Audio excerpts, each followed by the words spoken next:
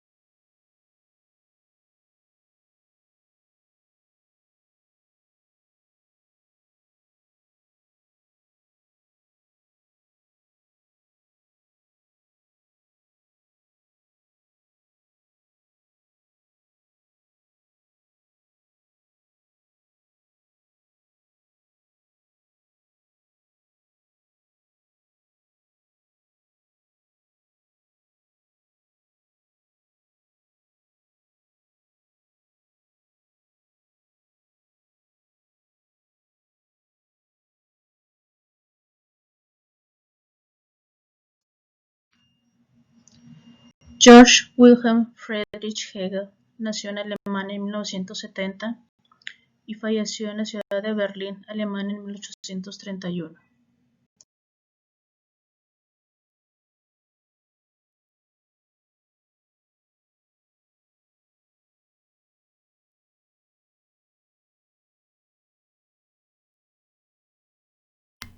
La historia de Hegel reconoce grandes obras que abarcan el desarrollo de la historia del derecho y la evolución del mismo con el Estado. Entre ellas se encuentran la fenomenología del espíritu, en donde identifica la verdad como el todo, como la esencia que se complementa mediante su desarrollo. También está la ciencia de la lógica, la cual se señala como indispensable para la comprensión del sistema e incluye los conceptos puros del entendimiento inherentes a los momentos del devenir, los cuales abordaremos más adelante.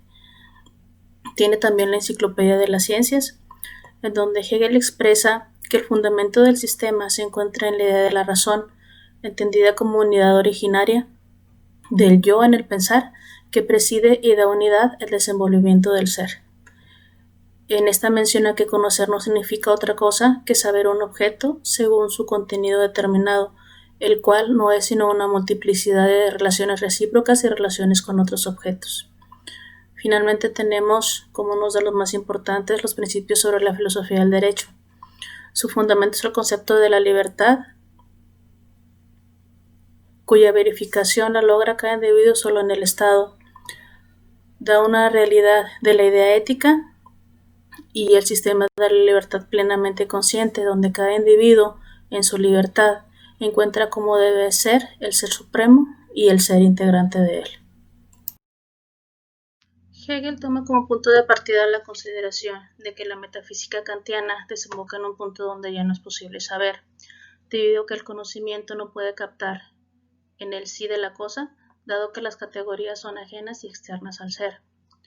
Retomemos en este punto a Kant, quien emprende la crítica de la razón e introduce los juicios sintéticos a priori, apoyados en el principio de que la razón proporciona las categorías que permiten ordenar la experiencia y crear las condiciones del conocimiento.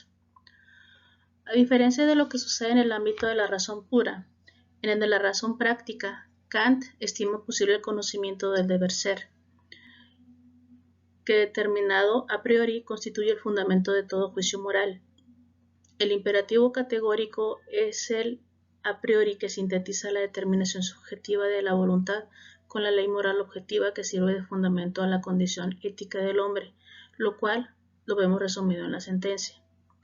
Asimismo, en la crítica de la razón práctica, postula la separación entre los mundos del ser y del deber ser, es decir, el que algo sea de una manera no quiere decir que deba ser de esa manera.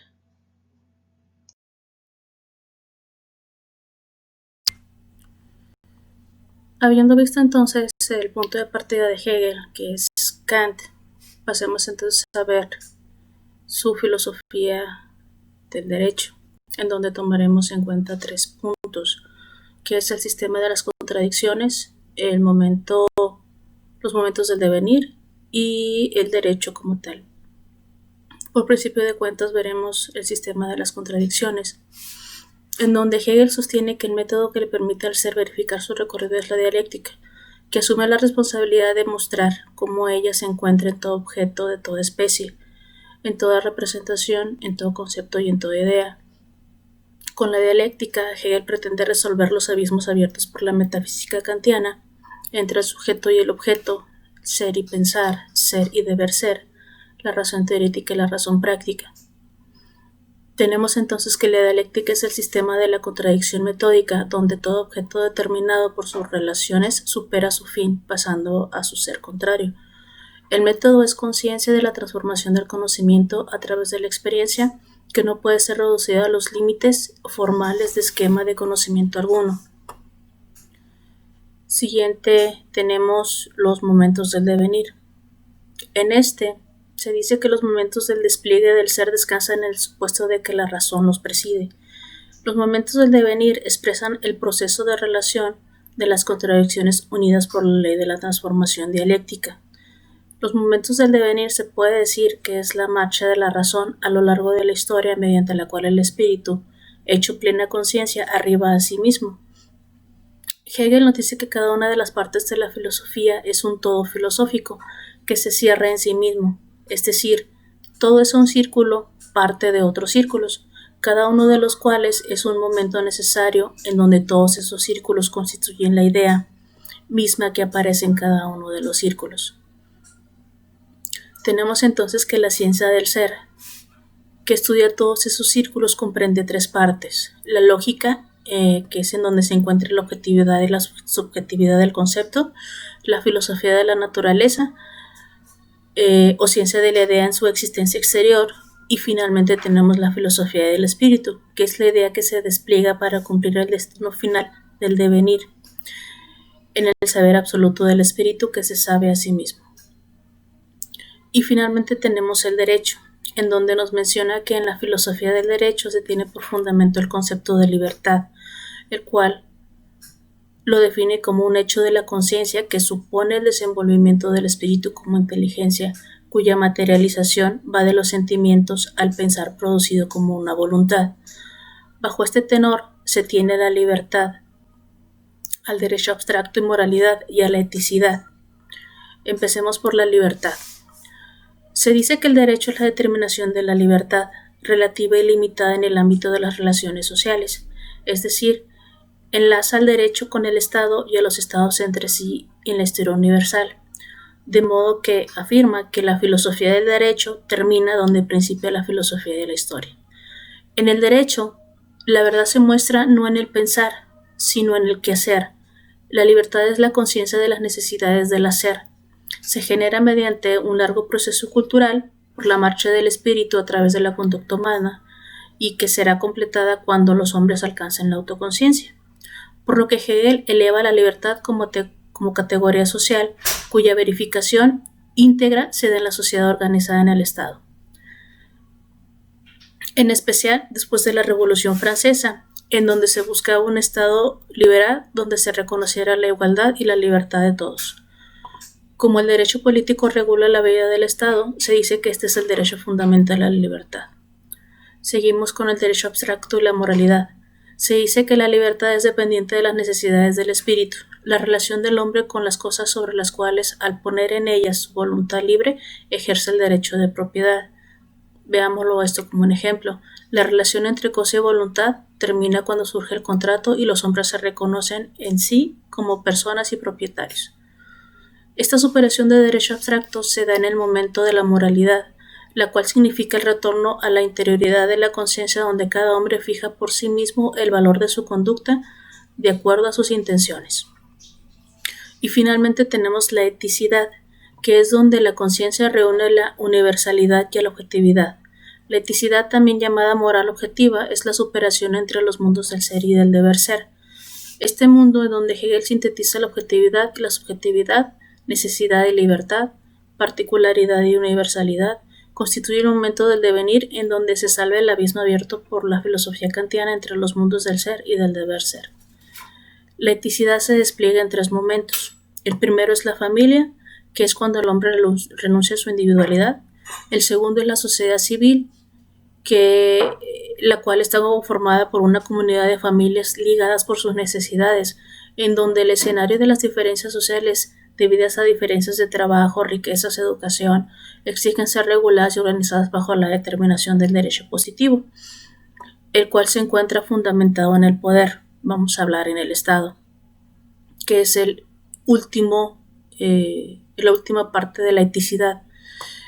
El estado en donde la libertad se manifiesta como una necesidad social y adquiere su máxima concreción en la posesión de su más pleno derecho. El Estado se despliega en su determinación subjetiva como concepción ideológica y en su exteriorización objetiva como una sociedad política. Podemos entonces concluir que la dialéctica hegeliana rinde tributo a la realidad de su tiempo y concentra en la astucia de la razón la fórmula que le permite conciliar la hegemonía del Estado con la libertad, sin evitar fenómenos como los del dominio administrativo, que vislumbra, y la necesaria expansión del Estado fuera de sí ante la imposibilidad de resolver las contradicciones que el desarrollo histórico acumulan en él.